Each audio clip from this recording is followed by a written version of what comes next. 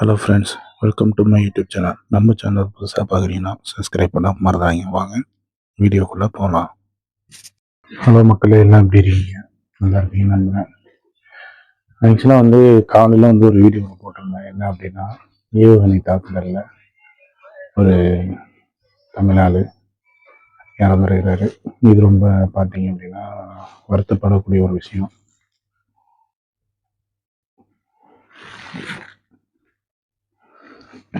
என்ன இப்படி இருக்கிற ஒரு சூழ்நிலை அவங்க குடும்பத்தில் அந்த உடலை கைப்பற்றுறதுக்காக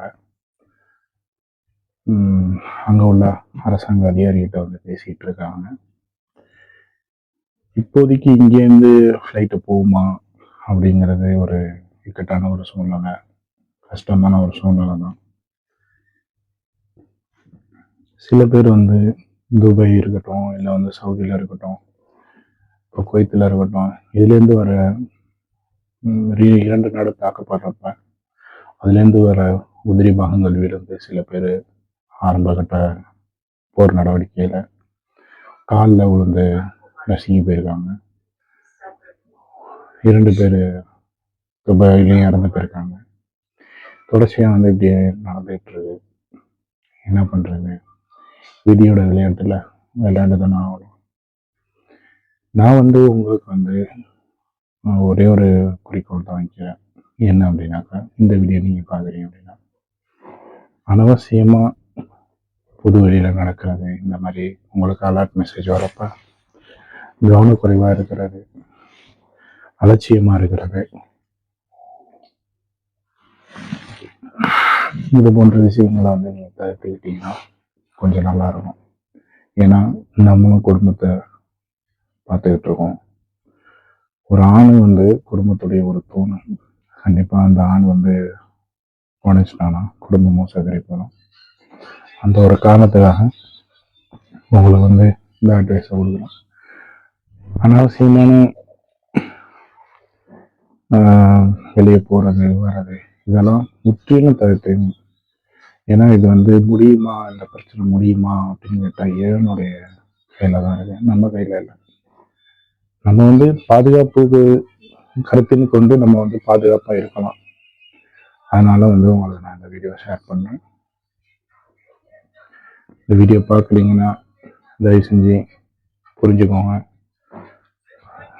அனாவசியமான வெளியே போகிறது வர்றது, நான் ஃப்ரெண்ட்ஸை பார்க்க போகிறேன், நான் அங்கே போகிறேன் இங்கே போகிறேன், வேலை இல்லாமல் இப்போ அப்ராடை பொறுத்தவரைக்கும் இப்போ இந்த பிரச்சனை நடக்கிறதுனால வேலைகள் கொஞ்சம் மிக குறைவாக தான் இருக்கும்.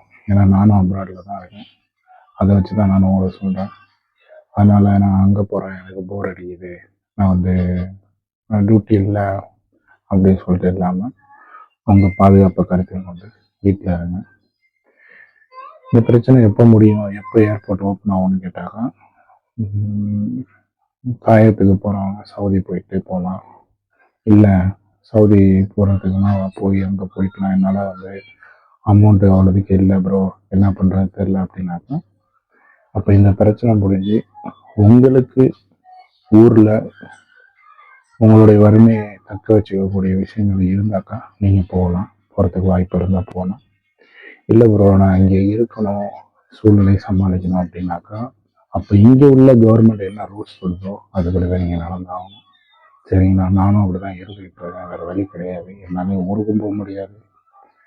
இப்போ இருக்கிற சூழ்நிலை எப்படி சொல்லுவாங்க, பெரியவங்க சொல்லுவாங்கல்ல, மெல்லவும் முடியாமல் உட்காந்துருக்கேன், என்ன பண்ணுறதுன்னு தெரில அப்படின்னு சொல்லிட்டு அந்த மாதிரி தான் ஓடிக்கிட்டு இருக்கு. கண்டிப்பாக அந்த நபர் இறந்த நபருக்காக நம்மளும் கடவுள்கிட்ட வேண்டிப்போம். அவங்களுடைய உடல் தாயத்துக்கு போகணும்.